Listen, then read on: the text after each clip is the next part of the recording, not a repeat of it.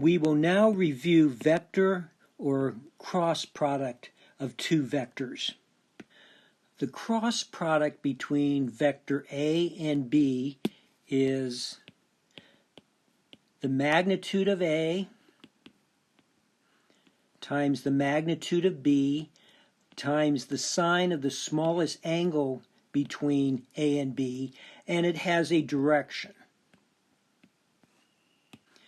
This is the unit vector signifying that direction, and that direction is perpendicular to the plane formed by A and B.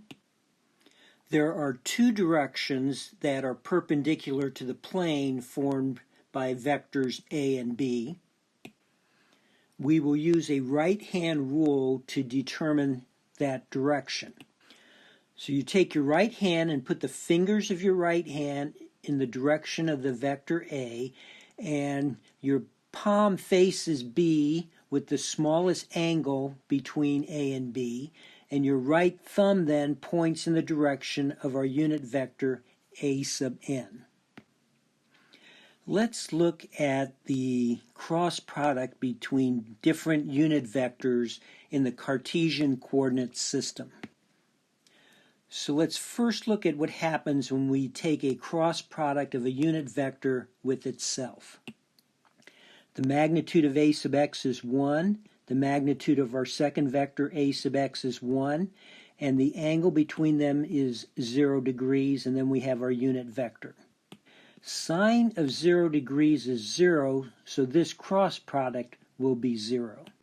So the cross product of a unit vector with itself will be 0. Let's look at the cross product between A sub x and A sub y. So the magnitude of A sub x is 1, the magnitude of A sub y is 1, the angle between them, the smallest angle, is 90 degrees, and if you put your right fingers in the direction of x with your palm facing A sub y through this smallest angle, your thumb points in the A sub z direction.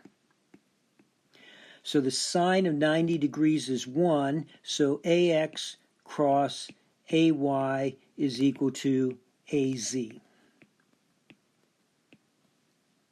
Similarly, you could show that AY cross AZ is AX and AZ cross AX is AY. Let's look at AZ cross AY.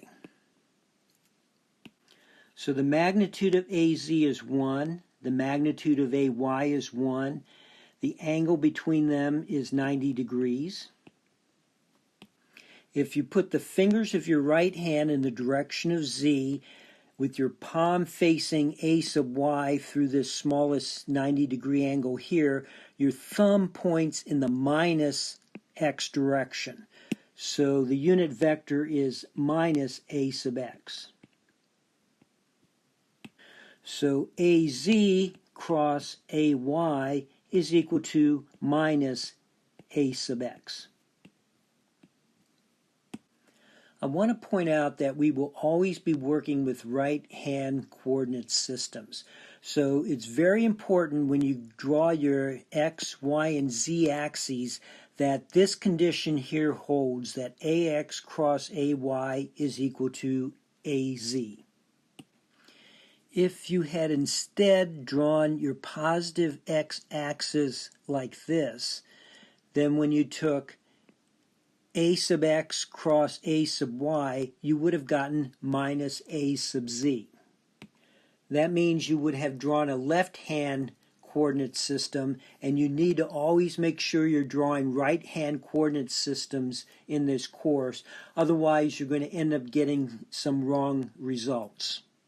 With what we know about taking the cross product of unit vectors, let's now write A and B in component form and take the cross product. So we first distribute this to get these 9 terms, and we know unit vector crossed with itself is 0, so these 3 terms are 0. Using the procedure we just looked at for taking the cross product between unit vectors, we could find these other terms, as shown here. and then collect your x component, your y component, and z component. So this expression is how you would find the cross product between two vectors written in component form in Cartesian coordinates. This is not an expression you want to memorize, but it turns out if you form this determinant where the first row are the unit vectors, the second row are the components of your first vector A, the third row is the components of your second vector B, expanding this determinant will give you this expression.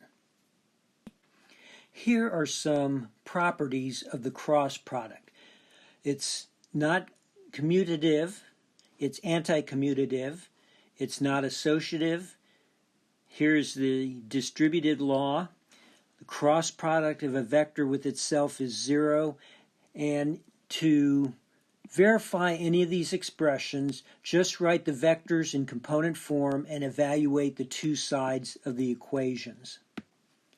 Just like the dot product, the cross product is useful for writing equations describing physical phenomenon.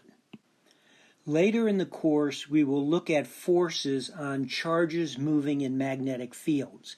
So here we have a magnetic flux density field coming out of the page, and we have a charge Q here moving with some velocity U. What we will find is that the magnitude of the force is QUB, and that the direction of the force is perpendicular to the magnetic flux density field and the velocity of the charge. This can be compactly stated as the force is equal to QU cross B.